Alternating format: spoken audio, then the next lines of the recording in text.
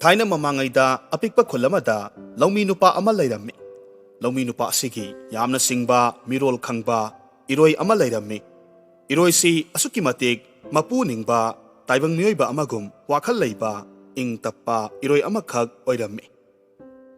Laumi nupa asinasu iroi sibu asuki matik luna nungsi sanana magi hek imungi miyoigum loina zay. Mamingsu sanazawba haina nungsina kaurammi.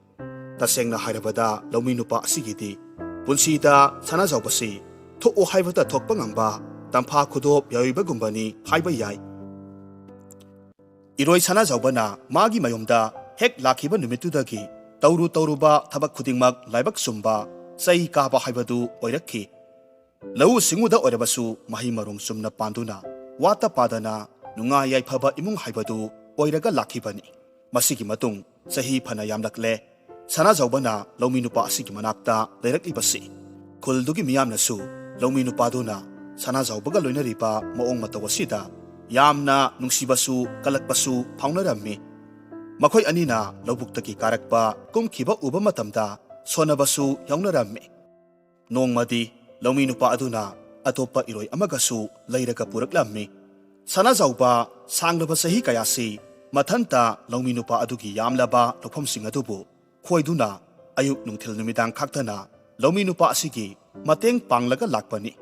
Maram asina laumi nupa asina sanazawbagi mateng pangnana pa haiduna iroi amagasu layrakpani.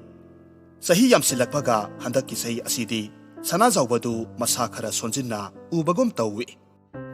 Nongma laumi nupa aduna magi iroi anidu lawfamda puraklammi. Aduga mahaki lawdu khoirammi. Numit chap yungkhalakpa matamduda nahan makai amukta tawdriba maongda sanazawbadu lawfam mayai adumaktada khanghaudana kuntharaklammi. Aduga sor thabet honduna kullaga laiki. Laumi nupaduna sanazawbagi matawduda kari tawrabano khanduna chensillammi. Ngaihakki matungdadi sanazawbasu tapna hawgalakpa ngamle. Asumna laumi nupaduna lawfamdubu khoiba losillamlaba matungda magi iroi anidu mayomda puraga halakki. Laumi nupadu sanazawbagi matawduda yamna wakhal nungairamde. Ahingdu mamit kakla amata usinba yadaba makai sanazawbagi damak wakhal kaya khalammi. Matamsi hawkiba khanghaude. Sahi phana yame. Sanazawbana aigi inakta aigi mateng pangduna layraklibase. Aina mabu phajin punsinduna thambiraklibase. Masu soidanamak maning tamna ahangba lamhangda asangba hanau maning tamna saduna chen songduna laininglamni.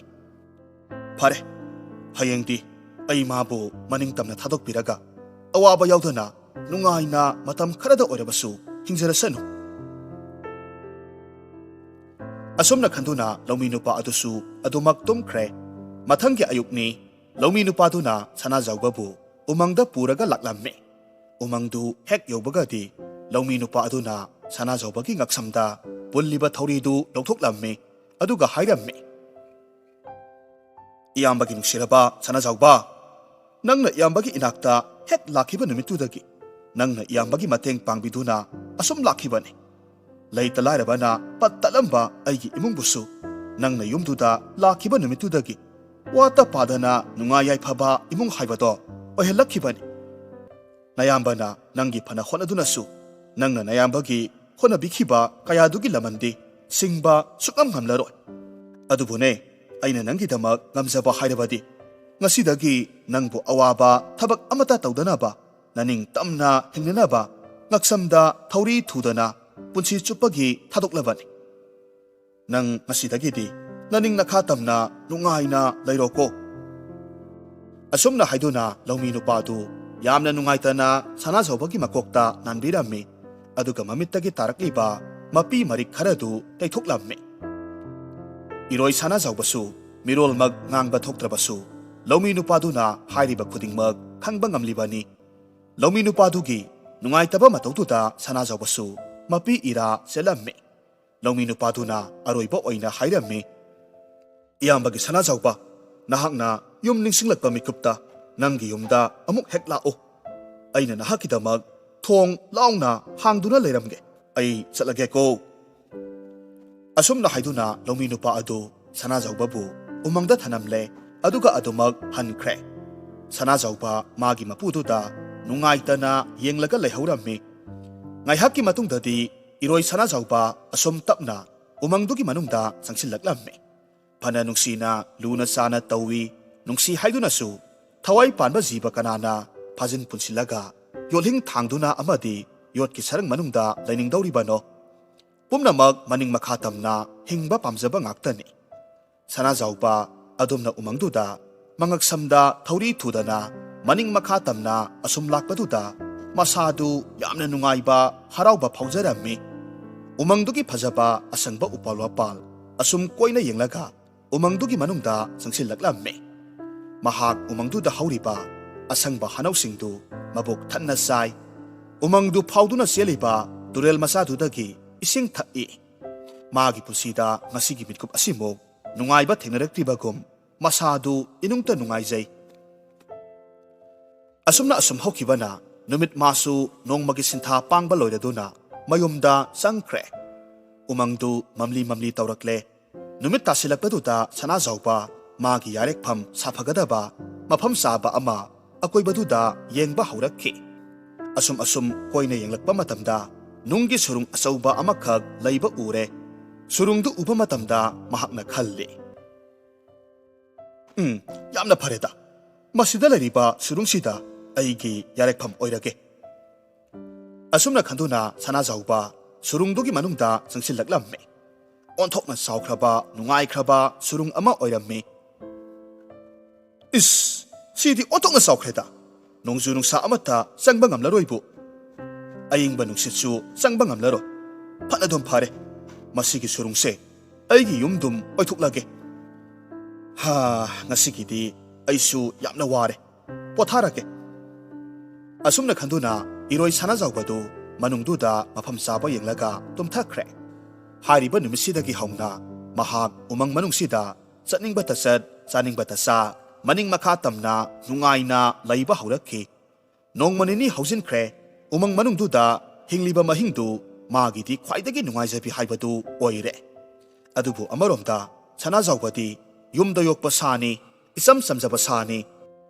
umangdugi manungda kari sa lei umangi lamlakki sa singdugi phattaba wakhalon tumati karisu khangjaba natte asumna sanajaubana umangduda nauna laktuna adumna leirabaduda mabuk phatraba lamhui amana nungti numit khudingi lona yenglamme nongmadi mabuk phattaba lamhuiduna nong hek nganbadagi sanajaubana surungdudagi hek thorakpadagi hauna mitkup khuding khongthang khuding lona inaduna yenglamme mabuk phattaba lamhui aduna sanajaubada munna yenglaga masinda tapna sonjai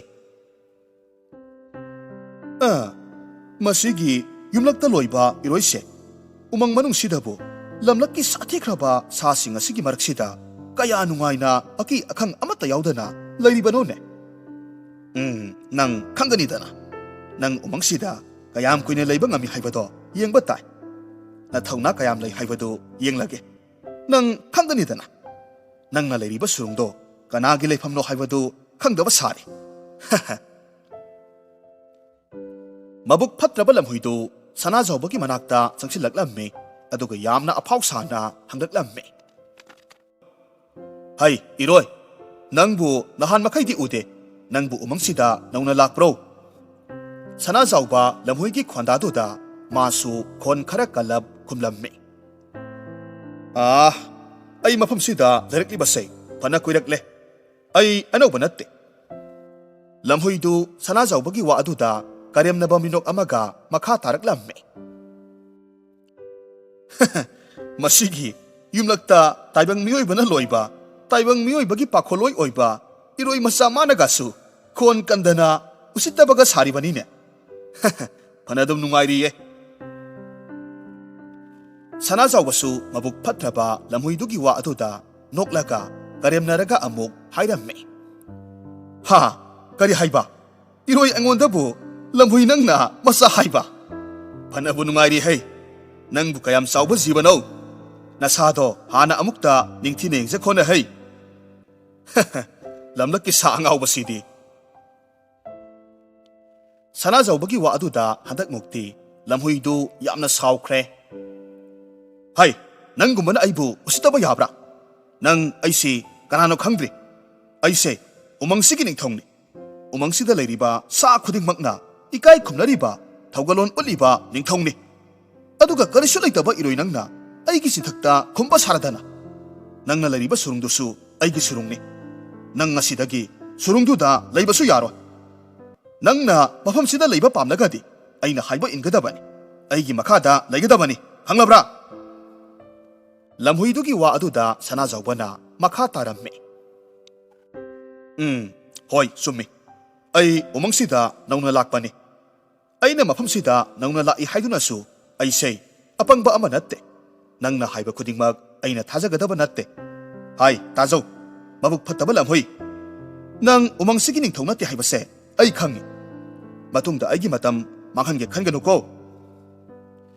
Asumna hairamlaga sanazawpa lamhuiduda hanna phawba yenglamdana magi chafam thokpa adumak satkhre.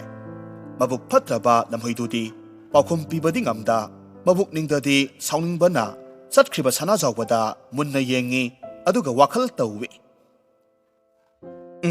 Khanganidana iroi nang aina nongmadi soidanamak laman khumkhini.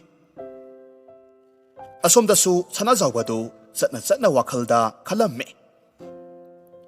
Masigi lamhuisina matau karamna aina surungduda lei haiba khangiba zatnone. Aibu soidana mana lona senariba oini. Phatta loksing haiba lamhuisina aingonda laman khumnanaba pambai thiraklabadi kamdauba. Surungsisu kanagumba sa amagi soidanamak oiramni. Lamhuisina sa aduda pau piduna laklabadi aidi karam tauba. Kadaida amuk leiruni.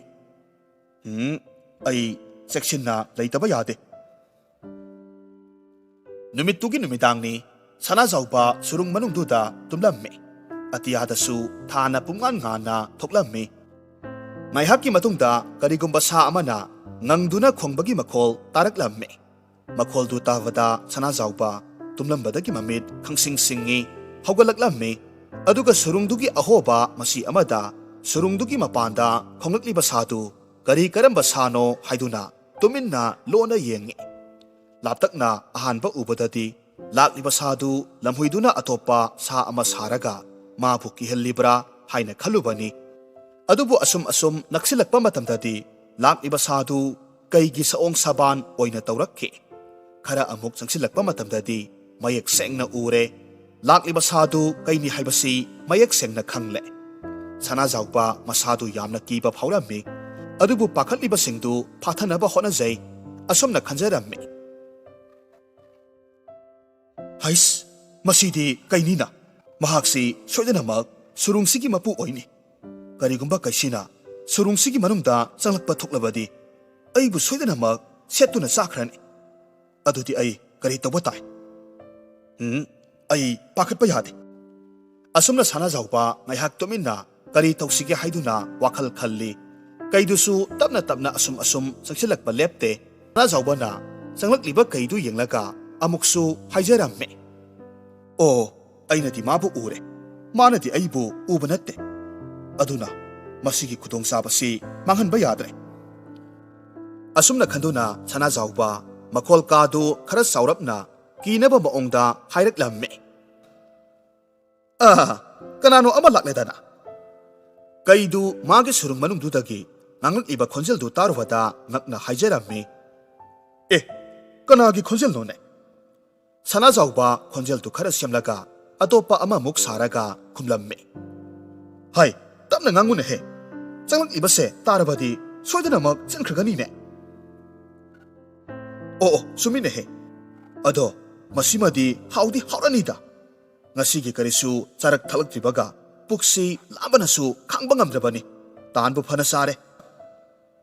Khonjel amuk semlaga hairamme. Aina haidra surungsida leiba sado yamna sawbani. Aikhoini sabada konagani puk pik thanna saba yagani haidro. Kaidu magi surung manungdudagi thorakliba khonjel singdu taruba matamda masadu kiba phaurammi mathanta sonjai. Hais kari karamba kayamuk sawba ꯀꯌꯥꯃꯨꯛ ꯃꯇꯤꯛ ꯃꯊꯧꯅꯥ ꯂꯩꯕ ꯁꯥꯅꯣꯅꯦ ꯑꯁꯨꯛ ꯃꯊꯧꯅꯥ ꯂꯩꯅ ꯀꯔꯤ ꯑꯩꯕꯨ ꯎꯕꯗ ꯉꯥꯡꯂꯤꯕꯁꯤꯕꯣ ꯑꯩꯕꯨ ꯀꯔꯤ ꯇꯧꯕ ꯇꯥꯏ ꯀꯩ ꯑꯗꯨꯅ ꯂꯦꯞꯇꯨꯅ ꯂꯩꯕꯗꯨ ꯎꯕꯗꯨꯗ ꯁꯅꯥꯖꯥꯎꯕꯅ ꯑꯃꯨꯛꯁꯨ ꯍꯥꯏꯔꯝꯃꯤ ꯀꯔꯤꯅꯣꯅꯦꯍꯦ ꯂꯦꯞꯇꯨꯅ ꯂꯩꯈ꯭ꯔꯦꯅꯦ ꯑꯩꯗꯤ ꯄꯨꯛꯁꯤ ꯂꯥꯝꯕꯅ ꯈꯥꯡꯕ ꯉꯝꯗꯕ ꯀꯥꯟꯁꯤꯗ ꯊꯨꯅ ꯆꯪꯂꯛꯂꯕꯗꯤ ꯐꯒꯗꯕꯅꯤꯁꯦ ꯉꯥꯏꯕ ꯑꯣꯟꯊꯣꯛꯅ ꯋꯥꯈ꯭ꯔꯦꯗ ꯈꯣꯟꯖꯦꯜ ꯑꯣꯜꯂꯒ ꯑꯃꯨꯛ ꯈꯨꯝꯖꯔꯝꯃꯤ ꯑꯣ ꯉꯥꯏꯕ ꯉꯝꯗ꯭ꯔꯒꯅ ꯊꯣꯛꯂꯒ ꯍꯦꯛꯇꯃꯛ ꯐꯥꯔꯨꯔꯁꯤ ꯍꯥꯏꯕ꯭ꯔꯣ ꯃꯍꯥꯛ ꯃꯊꯟꯇꯅꯤ ꯑꯩꯈꯣꯏ ꯑꯅꯤꯒ ꯂꯝꯕꯥ ꯄꯥꯕꯗ ꯀꯔꯤꯁꯨ ꯉꯝꯂꯣꯏ ꯍꯟꯗꯛ ꯃꯨꯛꯇꯤ ꯀꯩꯗꯨ ꯀꯤꯕꯅ ꯃꯐꯝꯗꯨ ꯊꯥꯗꯣꯛꯂꯝꯂꯒ ꯀꯟꯅ ꯆꯦꯟꯈ꯭ꯔꯦ ꯁꯅꯥꯖꯥꯎꯕ ꯃꯍꯥꯛꯀꯤ ꯂꯧꯁꯤꯡꯅ ꯀꯩꯗꯨꯒꯤ ꯃꯈꯨꯠꯇꯒꯤ ꯀꯟꯖꯕ ꯉꯝꯍꯧꯔꯦ ꯃꯊꯪꯒꯤ ꯅꯨꯃꯤꯠꯅꯤ ꯀꯩꯗꯨ ꯉꯔꯥꯡꯗꯒꯤ ꯃꯁꯥꯗꯨ ꯏꯄꯥꯏ ꯊꯕꯥꯏ ꯍꯧꯗꯨꯅ ꯀꯤꯕꯅ ꯃꯕꯨꯛꯅꯤꯡꯗꯨ ꯂꯩꯇꯥꯗꯅ ꯑꯁꯨꯃꯛ ꯂꯩꯔꯝꯃꯤ ꯃꯥꯅ ꯎꯃꯪꯗꯨꯒꯤ ꯃꯁꯤ ꯑꯃꯗ ꯀꯨꯜꯂꯒ ꯑꯁꯨꯝ ꯂꯩꯔꯤꯉꯩꯗ ꯈꯪꯍꯧꯗꯅ ꯀꯔꯤꯒꯨꯝꯕ ꯑꯃꯅ ꯃꯉꯣꯟꯗ ꯈꯪꯊꯦꯡ ꯊꯦꯡꯖꯤꯜꯂꯛꯂꯝꯃꯤ ꯀꯩꯗꯨ ꯏꯈꯪ ꯈꯪꯗꯨꯅ ꯀꯟꯅ ꯂꯥꯎꯔꯒ ꯍꯟꯗꯣꯛꯂꯝꯃꯤ ꯂꯥꯛꯂꯤꯕꯗꯨ ꯑꯇꯩ ꯀꯅꯥꯁꯨ ꯅꯠꯇꯦ ꯃꯕꯨꯛ ꯐꯠꯇ꯭ꯔꯕ ꯂꯝꯍꯨꯏꯗꯨꯅꯤ ꯀꯩꯅ ꯑꯗꯨꯝꯅ ꯀꯟꯅ ꯂꯥꯎꯔꯛꯄꯗꯨꯗ ꯂꯝꯍꯨꯏꯗꯨꯁꯨ ꯈꯪꯄ꯭ꯔꯦꯛ ꯈꯪꯗꯨꯅ ꯍꯟꯗꯣꯛꯂꯝꯃꯤ ꯀꯩꯗꯨꯅ ꯄꯥꯈꯠꯅ ꯍꯥꯏꯔꯝꯃꯤ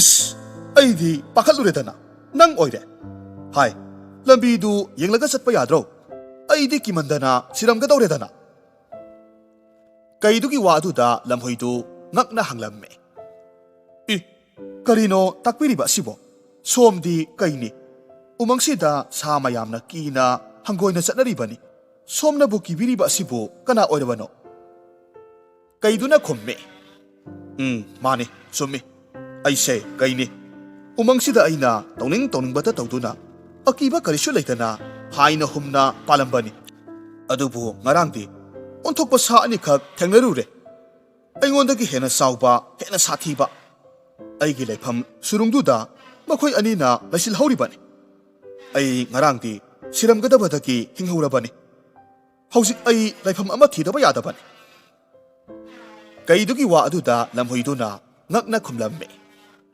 ꯍꯥ ꯀꯔꯤ ꯍꯥꯏꯕ ꯁꯣꯝꯗꯒꯤ ꯍꯦꯟꯅ ꯆꯥꯎꯕ ꯍꯦꯟꯅ ꯁꯥꯊꯤꯕ ꯁꯥ ꯑꯅꯤ ꯍꯥꯏꯕ ꯑꯗꯨꯁꯨ ꯁꯣꯝꯒꯤ ꯂꯩꯐꯝ ꯁꯨꯔꯨꯡꯗꯨꯗ ꯀꯔꯤꯅꯣ ꯇꯥꯛꯄꯤꯔꯤꯕꯁꯤꯕꯣ ꯀꯩꯗꯨꯅ ꯈꯨꯝꯃꯤ ꯑꯁꯨꯝꯕꯅꯤ ꯉꯔꯥꯡ ꯑꯩ ꯊꯦꯡꯅꯔꯛꯂꯕꯅꯤ ꯂꯝꯍꯨꯏꯗꯨꯅ ꯃꯈꯥ ꯇꯥꯔꯝꯃꯤ ꯅꯠꯇꯦ ꯑꯃꯨꯛꯇ ꯉꯥꯏꯕꯤꯈꯣ ꯑꯩ ꯈꯪꯉꯤ ꯑꯩꯅ ꯅꯨꯃꯤꯠ ꯈꯨꯗꯤꯡꯒꯤ ꯁꯦꯟꯅꯔꯒꯇ ꯂꯥꯛꯂꯤꯕꯅꯤ ꯁꯣꯝꯒꯤ ꯁꯨꯔꯨꯡ ꯃꯅꯨꯡꯗ ꯂꯩꯔꯤꯕ ꯁꯥꯗꯣ ꯑꯇꯣꯞꯄ ꯁꯥ ꯑꯃ ꯅꯠꯇꯦ ꯃꯍꯥꯛꯇꯤ ꯌꯨꯝꯂꯛꯇ ꯂꯣꯏꯕ ꯏꯔꯣꯏꯅꯤꯅꯦ ꯑꯗꯨꯒ ꯁꯥ ꯑꯅꯤ ꯍꯥꯏꯔꯤꯕꯗꯣ ꯃꯍꯥꯛꯇꯤ ꯃꯊꯟꯇꯅꯤ ꯁꯨꯔꯨꯡ ꯃꯅꯨꯡꯗꯨꯗ ꯂꯩꯔꯤꯕꯗꯣ ꯍꯟꯗꯛ ꯃꯨꯛꯇꯤ ꯀꯩꯗꯨ ꯌꯥꯝꯅ ꯁꯥꯎꯔꯛꯂꯝꯃꯤ ꯎꯃꯪꯗꯨꯗ ꯑꯗꯨꯛ ꯁꯥꯊꯤꯔꯦ ꯍꯥꯏꯅ ꯁꯥ ꯃꯌꯥꯝꯅ ꯀꯤꯅꯔꯤꯕ ꯃꯥꯕꯨ ꯀꯔꯤꯁꯨ ꯂꯩꯇꯕ ꯏꯔꯣꯏ ꯑꯃꯒꯤ ꯃꯈꯨꯠꯇꯒꯤ ꯀꯤꯗꯨꯅ ꯆꯦꯜꯂꯦ ꯍꯥꯏꯗꯨꯅ ꯂꯝꯍꯨꯏꯗꯨꯅ ꯍꯥꯏꯔꯤꯕ ꯋꯥ ꯑꯗꯨꯗ ꯏꯀꯥꯏꯕꯣꯏ ꯁꯥꯎꯅꯤꯡꯕꯣꯏ ꯍꯥꯏꯔꯝꯃꯤ ꯍꯥ ꯀꯔꯤ ꯍꯥꯏꯕ ꯅꯪꯅ ꯑꯩꯕꯨ ꯑꯗꯨꯛ ꯄꯥꯡꯗꯕ ꯑꯣꯏꯅ ꯎꯕ꯭ꯔꯥ ꯏꯔꯣꯏ ꯑꯃꯕꯨ ꯀꯤꯗꯨꯅ ꯆꯦꯟꯕ ꯃꯤꯆꯦꯟ ꯃꯥꯟꯕ꯭ꯔꯥ ꯁꯨꯔꯨꯡꯗꯨꯗ ꯂꯩꯍꯧꯔꯤꯕꯗꯣ ꯁꯥ ꯑꯆꯝꯕ ꯅꯠꯇꯦ ꯃꯈꯣꯏ ꯑꯅꯤꯅꯤ ꯂꯩꯍꯧꯔꯤꯕꯗꯣ ꯅꯪ ꯑꯩꯕꯨ ꯀꯔꯦꯝꯅꯕꯒꯤ ꯆꯩꯔꯥꯛ ꯐꯪꯒꯦ ꯍꯥꯏꯕ꯭ꯔꯥ ꯂꯝꯍꯨꯏꯗꯨꯅ ꯃꯈꯥ ꯇꯥꯔꯝꯃꯤ ꯅꯠꯇꯦ ꯑꯩꯅ ꯍꯥꯏꯖꯔꯤꯕ ꯄꯨꯝꯅꯃꯛꯁꯦ ꯑꯆꯨꯝꯕ ꯉꯥꯛꯇꯅꯤ ꯏꯔꯣꯏꯗꯨꯅ ꯎꯃꯪꯁꯤꯗ ꯍꯦꯛ ꯂꯥꯛꯄ ꯅꯨꯃꯤꯠꯇꯒꯤ ꯑꯩꯅ ꯃꯥꯕꯨ ꯂꯣꯟꯅ ꯁꯦꯟꯅꯗꯨꯅ ꯂꯥꯛꯄꯅꯤ ꯁꯣꯝꯅ ꯊꯥꯖꯕꯤꯗ꯭ꯔꯒꯅ ꯑꯩꯈꯣꯏꯅꯤ ꯆꯠꯇꯨꯅ ꯁꯨꯔꯨꯡ ꯃꯅꯨꯡꯗꯨꯗ ꯆꯪꯂꯒ ꯍꯦꯛꯇꯃꯛ ꯌꯦꯡꯉꯨꯁꯤ ꯀꯩꯗꯨꯅ ꯑꯃꯨꯛ ꯃꯈꯥ ꯇꯥꯔꯛꯂꯝꯃꯤ ꯀꯔꯤ ꯍꯥꯏꯕ ꯑꯩꯕꯨ ꯑꯄꯪꯕ ꯃꯥꯟꯕ꯭ꯔꯣ ꯅꯪꯅ ꯑꯩꯕꯨ ꯁꯨꯔꯨꯡ ꯃꯅꯨꯡꯗꯨꯗ ꯄꯨꯁꯤꯜꯂꯒ ꯑꯩꯕꯨ ꯁꯥ ꯑꯅꯤꯗꯨꯒꯤ ꯈꯌꯥꯠꯇ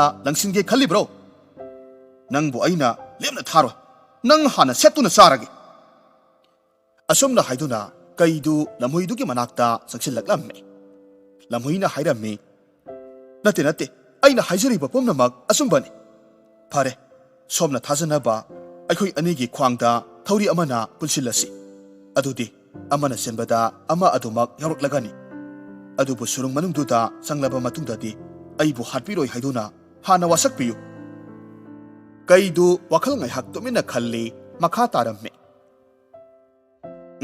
ꯐꯔꯦ ꯑꯗꯨꯝꯅ ꯇꯧꯔꯁꯤ ꯅꯪꯅ ꯍꯥꯏꯔꯤꯕꯗꯨꯅ ꯑꯆꯨꯝꯕ ꯑꯣꯏꯔꯝꯂꯕꯗꯤ ꯐꯩ ꯅꯪꯉꯣꯟꯗ ꯀꯔꯤꯁꯨ ꯇꯧꯕꯤꯔꯣꯏ ꯑꯗꯨꯒ ꯅꯪꯅ ꯑꯩꯕꯨ ꯁꯥ ꯑꯅꯤꯗꯨꯒꯤ ꯃꯈꯨꯠꯇ ꯇꯥꯅꯕ ꯁꯤꯟꯕ ꯊꯧꯁꯤꯟ ꯑꯣꯏꯔꯝꯂꯕꯗꯤ ꯅꯪꯕꯨ ꯑꯩꯅ ꯂꯦꯝꯅ ꯊꯥꯒꯅꯤ ꯍꯥꯏꯕꯗꯤ ꯀꯩꯗꯧꯅꯨꯡꯗ ꯈꯟꯒꯅꯨ Asumna kai amadi lamhui anidu wafamduda yanarami thori ama tauraga thori dugi masin aniduna makhoi anigi makhwangda kisinnarammi aduga surungdu tana laklammi sana jauba surung manungdudagi laptakna lakliba anidu urammi mahakna khalli is kamdongni masi punamakse masigi phatraba lamuisigi thoksin soidanamak oini nangna loksing leiba saraga aibu mangnaba siliba adudi nang khanganidana anidu surungdugi manak naksilakle surungdugi mamangda leplaga lamhuiduna hairamme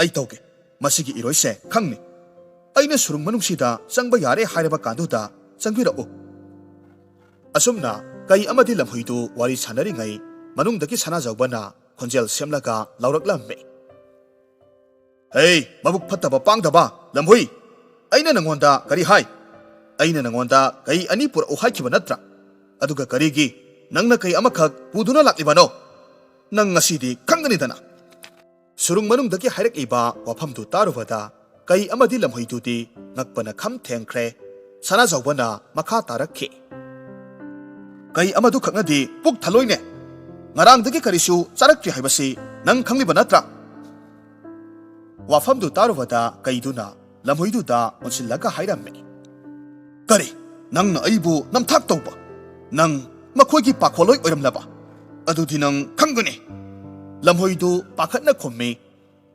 nate masi pumnamak oidaba ngaktani sana jawbana amoksu kanna lauraklamme nangonda senakhiba thabak amata ningthina pangthok oi haibase aina khanglabani adubu phare ngasigidi amado pusilaklo aduga hayengdi kai ani purakadabani wafamdu tarubada kaidudi kibana loikhre mafamdu thadokduna kanna senkhre kaiduna kanna senbaduda makhwangda thori kisinbana lamhuidusu soro singlaga adumak senkhre tawriba matawdu ubada iroi sana jawbadi surung manungduda noktuna yenghauramme asomda kaidudi lapna asum senkhiduna mafam amada ngaihak potharammi matamaduda soro singlakliba lamhuidudi siduna leiramle sauraba kai aduna lamhuidubu chathokhi aduga mahak lapna adumak chatkhre asumna matam pumnamakta pukning wakhal phathaba thabak khudingmak wakhal khalaga pangthokpa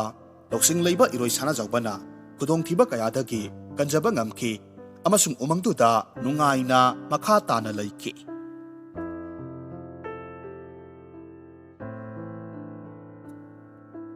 hauzik amuk taminarasi Laitonjam Premsangi wari masa Sestiti Bell warisi gi maming sitaraga mayamna lana khanbidanaba ningsingjari hapsagadoriba warisi matai manau singi marakta leiriba thajanaba watpagi maridu uttuna takpa wari masa amane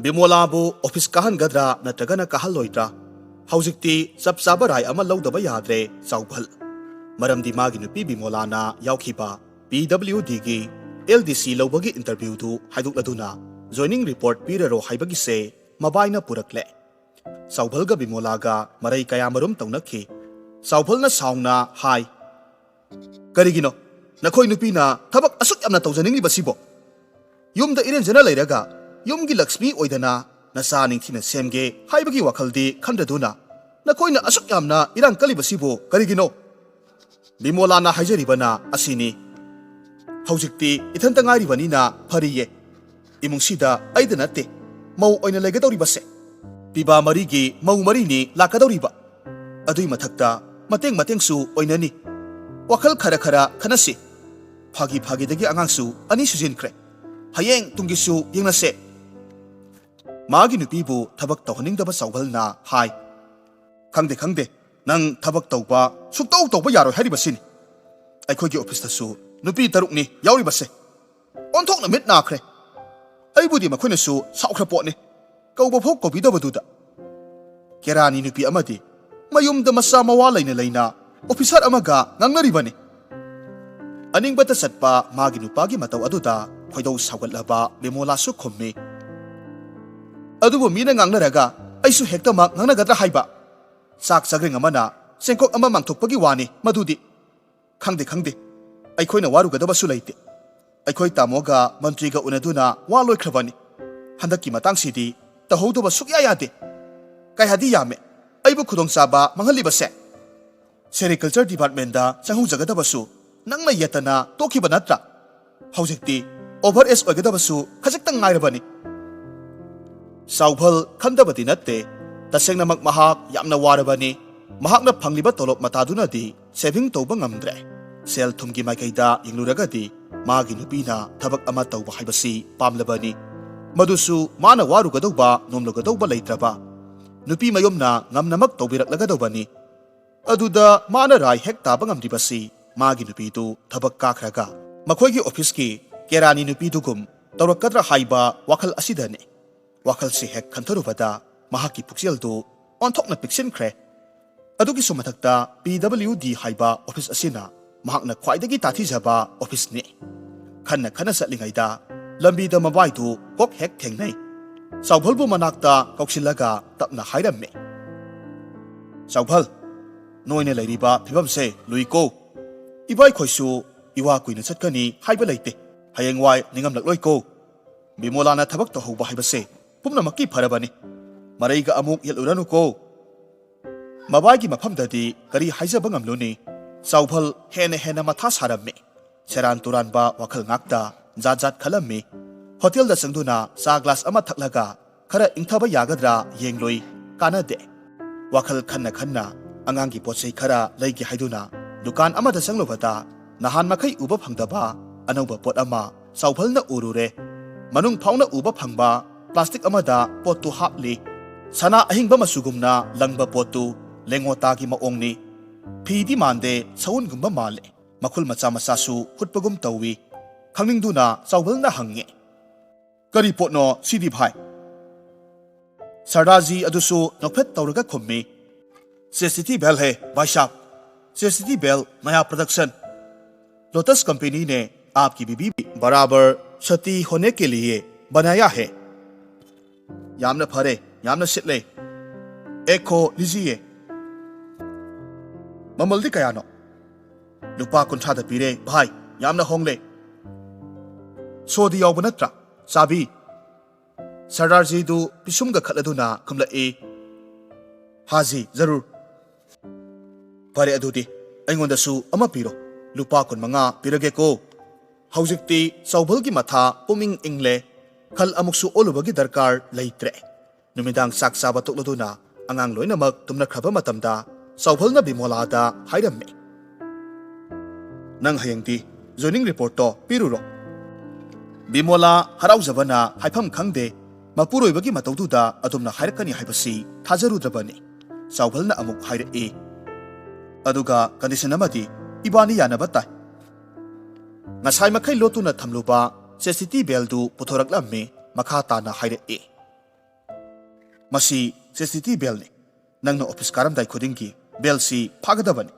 aduga office kumlaklaba matungda sosi amuk hangadabani sodi aina paini wafam sida nahakna yetpa laitragadi hayengmak joining report tu piruba yare Bimola du ingak ngaklammi phagira haibabu makhum hangduktuna chanana puthoraqle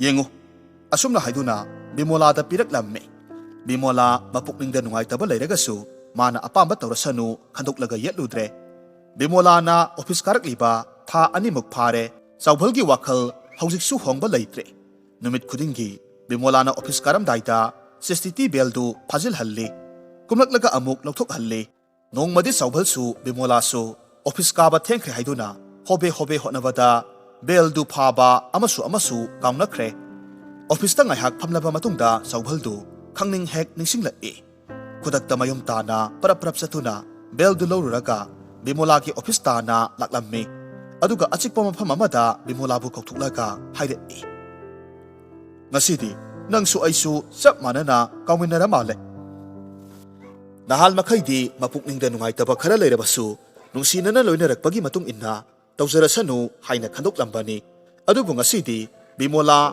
ping lauba ama pokre mana tawjat haribasi karino haiduna khalle athiba khonpham amada khumge khanbani manak aduaida mi ama sangsilakpaduda wa ama tangangdana mapuroibana piraklibadu tap lauraga letrin da prap changkhre Ngayhak leraga thoraktuna sojaitu mapuroibada nangsilammi aduga magi ka tana parap sangki Bimoladu thabak subada khoijanglamde khoidau sagatpa asum hengalaklammi karigino mahakna oiroidaba ngakta khanduna asum lairibasibo natte ayhakna magi izat mangnanaba kari tawba laikhrabage tawge haina khanbasu laikhidri mahaki awaba kayada ayhaksu mahaki haksang tangkhaigom saruk yaraklibani karigino mahakna aibu asuk yamna thajadribasibo ngawbu ngawsinage ninglebadi office natragasu yumda mahaki phamung magdada mahak laitringaida ngawsinaba yai karigino mahakna khamban asuk sauribasibo sauningbagi sang hengalakpadagi thabak tawpham khangdaduna head clerk da ngasidi khara nganna satkrage hairamlaga office kumlakle mayum hek yaubaga beldu konchap kati amana jabat launa sapthatlaga imungi thabakka amata tawdana phamungda hiptuna laire mahakna mapuroibagi damak wajakhiba kayadu khalluraga mapukning nungsiraktuna kappasu kapthokle office kumlakpada Bimolana mamai mamit ipom-pomna hipnaga lerambaduna saubhalna hanglak haima kari tawrabage haksang ngamjabaro Bimoladu tumduna adumak leirammi ngayhak leiraga CCTV bell sapthattuna taribadu urakle hanglak kanana sapthalibano sidi Bimolana kapsauk sauraduna haire office tagi sapthatlaga purakliba pakhang masa amada sapthat haliba khanglabra lairuso hauisu ama lairuso hayeng sunupa amada sapthat hangani nangna yamna thajadabagi lamsat chatpa taredana hangsina amada hekta sapthat hangani thabaksu toklon sidasu sumlaini nangna tawningba taw Bimolana adumna saurukpaduda kari pakhum pigadage khanglamde tuminna mathanta sakri amada phamduna lei phi hongdokpasu tawde aduga mamaga mapaga gi matawduda pikliba masa anidudi kithi kirum mangolda lairi sandhya gi tup thaumai katnaba matam yorakle saubhalna tuminna ungduna adumak phamlibadu Bimola su ui mapuroibagi matawduda nungaitaba poklaba male haugalakle saubhalgi manakta tapna sanglaktuna haira aibu yamna thajabidabaduda sauningduna yumda halaklaga ithanta chapthatchabani hayeng amuk ama laibiruro hayeng khaidi chapthatlaro saubhaldu koina laireng phajinduna tuminna laibaduna ra laitondu wahai amatasu khatpa ngamlamde